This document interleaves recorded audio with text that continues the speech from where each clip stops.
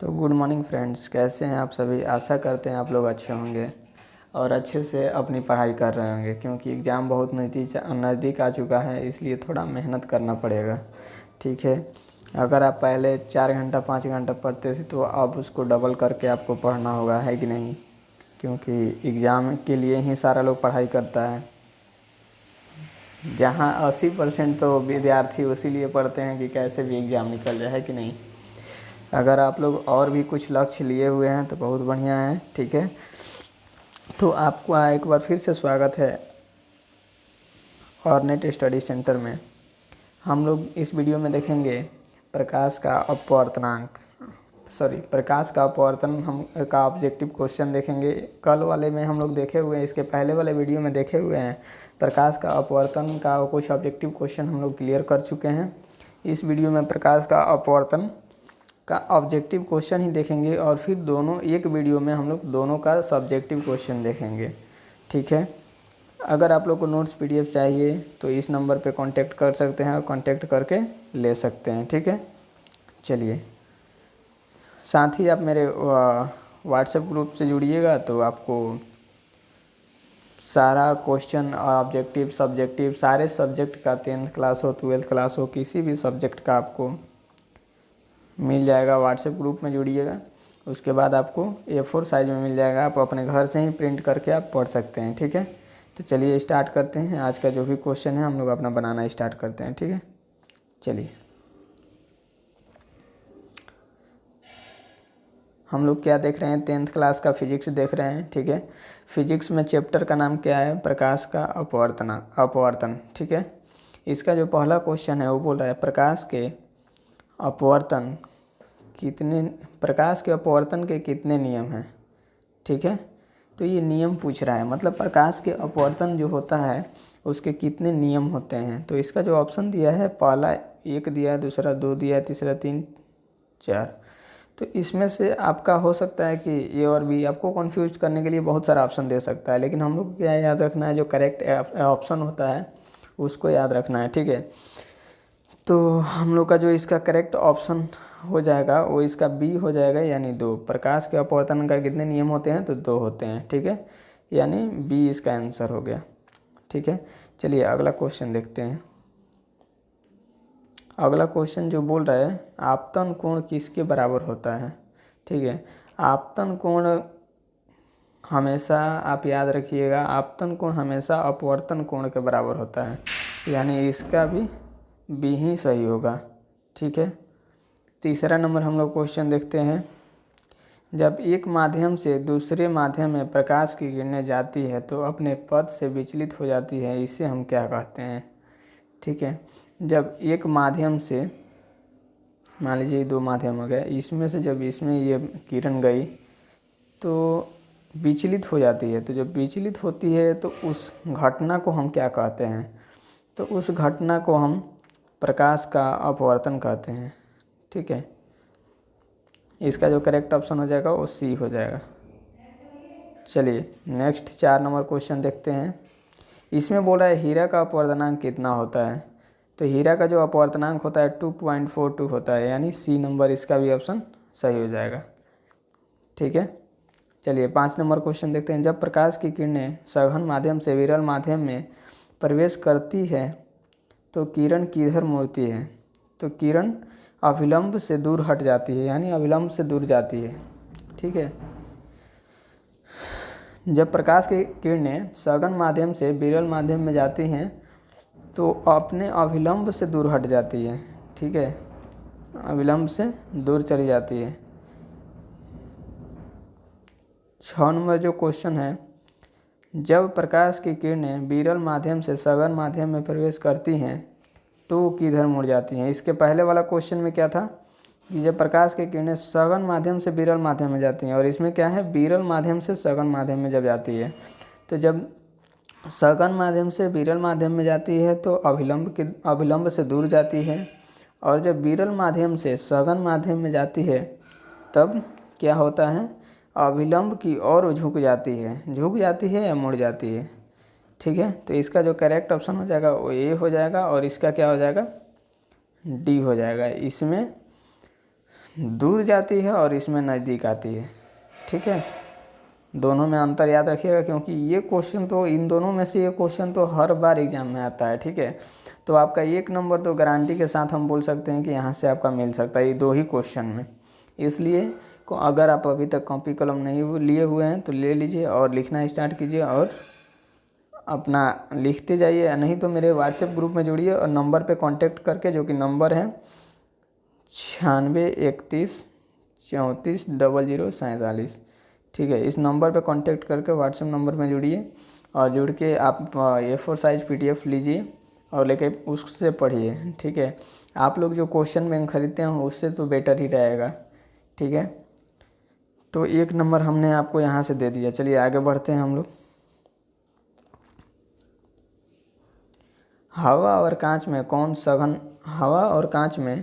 कौन सघन माध्यम है। ठीक है, ये 2 माध्यम हवा और कांच दिया है, जिसमें पूछ रहा है कि सघन माध्यम कौन सा है।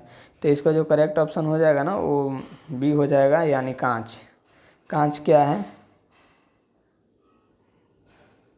कांच सघन माध्यम है। ठीक है, हवा कांच कहीं भी क्वेश्चन पूछ दे तो उसका सघन माध्यम क्या होगा, हवा ही होगा। ठीक है, चलिए ये 8 नंबर क्वेश्चन है। 8 नंबर हम लोग देखते हैं। प्रिज्म का अपवर्तन कोण कितने डिग्री का होता है। ये भी क्वेश्चन आपका आएगा ही आएगा एग्जाम में। ठीक है, इसको भी नोट कर लीजिएगा। अगर आप लिख रहे हैं तो इसको नोट स्टार बना के लिखिएगा। ठीक है, क्योंकि ये क्वेश्चन आना ही आना है। तो 8 नंबर जो क्वेश्चन है वो क्या बोला है, प्रिज्म का अपवर्तन कोण कितने डिग्री का होता है, तो 60 डिग्री का। इसका जो करेक्ट ऑप्शन हो जाएगा वो बी हो जाएगा। ठीक है, चलिए नेक्स्ट देखते हैं 9 नंबर क्वेश्चन। उत्तल लेंस कैसा होता है। तो इसका 4 ऑप्शन दिया हुआ है। बीच में मोटा, किनारे पे पतला, बीच में पतला, किनारे पे मोटा, दोनों इनमें से कोई नहीं। तो इसका जो करेक्ट ऑप्शन है वो ये हो जाएगा। ठीक है, उत्तल लेंस क्या होता है, बीच में मोटा होता है और किनारे पे क्या होता है, पतला होता है। ठीक है, ये सब जो एक्सप्लेन करने की बात है ना, जब सब्जेक्टिव क्वेश्चन कराएंगे उस समय सारा चीज़ हम आप लोग को एक्सप्लेन कर देंगे। ठीक है, अभी बस आपका ऑब्जेक्टिव करा रहे हैं। इसके जस्ट बाद आएगा सब्जेक्टिव क्वेश्चन, जो कि दोनों का आएगा, परावर्तन का भी और अपवर्तन का भी। तो उसमें पूरा आपको एक्सप्लेन करके हम बताएंगे। ठीक है, चलिए 10 नंबर को जो क्वेश्चन है वो हम देखते हैं। ये क्या बोल रहा है, अवतल लेंस कैसा होता है। इसका ये पूछ रहा है कि अवतल लेंस कैसा होता है। जैसे ये पूछा था ना सेम उत्तल लेंस का, वैसे ही ये क्वेश्चन है। ठीक है, तो अवतल लेंस बीच में मोटा, किनारे पे पतला, ये कौन होता है, तो ये आपका होता है उत्तल लेंस। ठीक है, जो आपके ऊपर पड़े हुए हैं, बीच में पतला, किनारे पे मोटा, दोनों इनमें से कोई नहीं। तो जब ये हो गया तो इसका लास्ट यही ना बच रहा है, तो यहाँ तो लॉजिक लगाइएगा तो आपका सही हो जाएगा, यानी इसका क्या हो जाएगा, बी आंसर सही हो जाएगा। ठीक है, चलिए नेक्स्ट 11 नंबर क्वेश्चन देखते हैं हम लोग। लेंस बनाने में किसका उपयोग नहीं किया जाता है।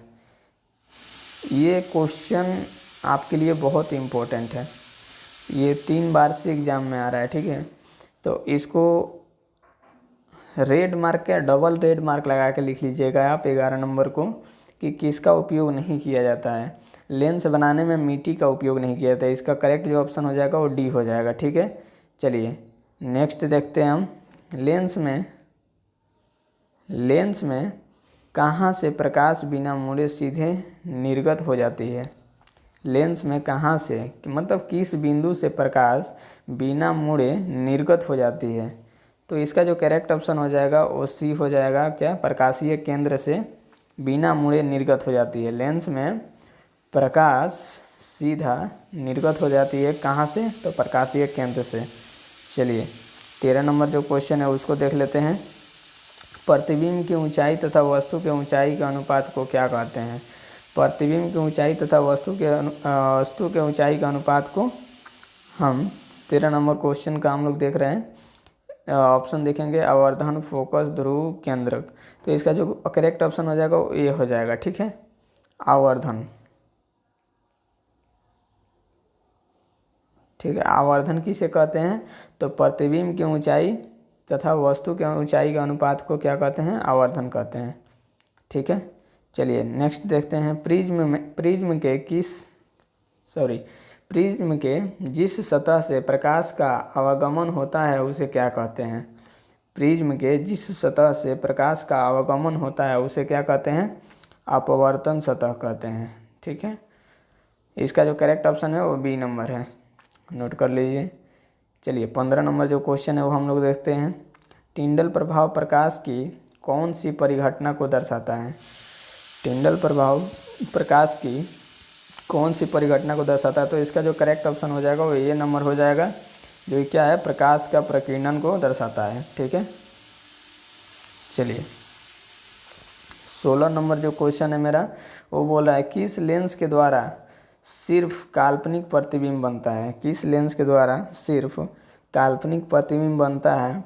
तो इसका जो करेक्ट ऑप्शन हो जाएगा अवतल। ठीक है। अवतल लेंस के द्वारा काल्पनिक प्रतिबिंब बनता है, यानी सी नंबर क्वेश्चन सही हो जाएगा। ठीक है। चलिए नेक्स्ट देखते हैं। 2D क्षमता वाले लेंस का फोकसांतर क्या होता है? 2D क्षमता वाले लेंस का फोकसांतर होता है, तो इसका जो करेक्ट ऑप्शन होगा आपका सी नंबर होगा 50 सेंटीमीटर। ठीक है। सी आपका इसका करेक्ट ऑप्शन हो जाएगा। 17 हो गया। 18 नंबर हम लोग को क्वेश्चन देखना है। ये लीजिए 18 नंबर। 1 मीटर फोकस दूरी वाले उत्तल लेंस की क्षमता होगी, कितना होती है? ये तो हमेशा याद होना चाहिए आप लोगों को। ठीक है। तो इसका जो करेक्ट ऑप्शन हो जाएगा 1D हो जाएगा, यानी बी नंबर। ठीक है। चलिए 19 नंबर हम लोग देखते हैं क्वेश्चन। कौन सा रंग दूर से ही स्पष्ट दिखाई देता है? अब अगर ये नहीं पता हो आप लोगों को तो फिर तो पढ़ना भाई बेकार है कि नहीं? अगर ये क्वेश्चन ना आए तो भी मेरे हिसाब से तो पढ़ना बेकार है। चलिए हम बता ही देते हैं, खैर क्या ही कर सकते हैं। 19 नंबर का जो आपका करेक्ट ऑप्शन हो जाएगा वो डी, यानी लाल रंग हो जाएगा। ये कहीं से भी आप दूर से भी इसे स्पष्ट रूप से देख सकते हैं। ठीक है। प्रकाश के अपवर्तन के दूसरे नियम को क्या कहते हैं? स्नेल का नियम, मंडल का नियम, हेनरी का नियम और न्यूटन का नियम। ठीक है। तो इसका जो करेक्ट ऑप्शन हो जाएगा वो बी हो जाएगा स्नेल का नियम। ठीक है। प्रकाश के अपवर्तन के दूसरे नियम को क्या कहते हैं? स्नेल का नियम कहते हैं। दर्पण सूत्र क्या है? 21 नंबर क्वेश्चन पूछ रहा है कि दर्पण सूत्र क्या है? तो 1/f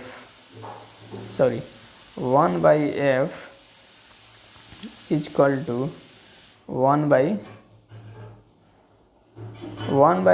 equal to 1/v plus 1/u, यही होता है आपका दर्पण सूत्र। यानी इसमें अगर देखा जाए तो आपका करेक्ट ऑप्शन ए नंबर होगा दर्पण सूत्र का। दर्पण सूत्र हर बार पूछता है भाई, ये इसको भी आपको जैसे लिखना होगा लिख लीजिएगा नोट करके, क्योंकि हर बार ये पूछता है।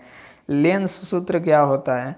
तो लेंस सूत्र आपका बी नंबर इसमें ऑप्शन सही हो जाएगा, जो कि है 1/f equal to 1/v equal 1 minus 1/u। ये बस सेम रहता है, बस इसके विपरीत रहता है। ठीक है। इसमें प्लस रहेगा और इसमें माइनस रहेगा। ठीक है। चलिए हम लोग 23 नंबर क्वेश्चन देखेंगे।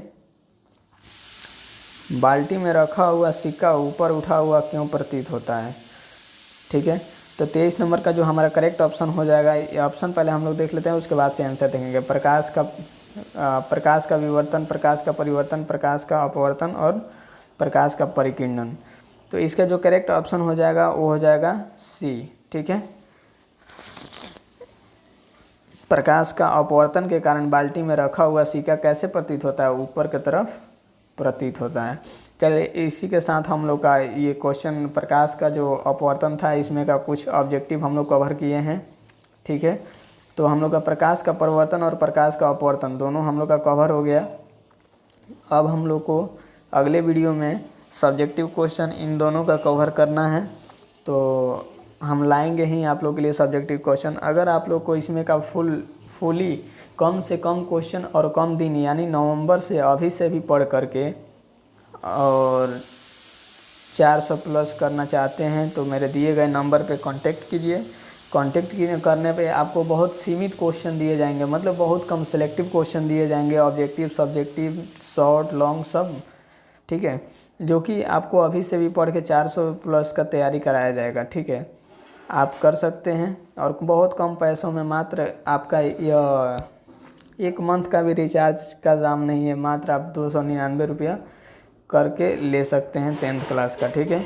10th क्लास का 299 रुपया और 12th क्लास का 399 रुपया में, ठीक है। और ऑल सब्जेक्ट, ये नहीं है कि बस ये, आप पूरे सब्जेक्ट ले सकते हैं, ठीक है। इस नंबर पे कांटेक्ट करके पूरे सब्जेक्ट का PDF नोट्स ले सकते हैं। चलिए, आशा करते हैं आप लोग को वीडियो अच्छा लगा होगा, और लगा है तो मेरे चैनल को लाइक कीजिए, सब्सक्राइब कीजिए और शेयर भी कीजिए। मिलते हैं अगले वीडियो में। चलिए, बहुत बहुत धन्यवाद पूरा वीडियो देखने के लिए।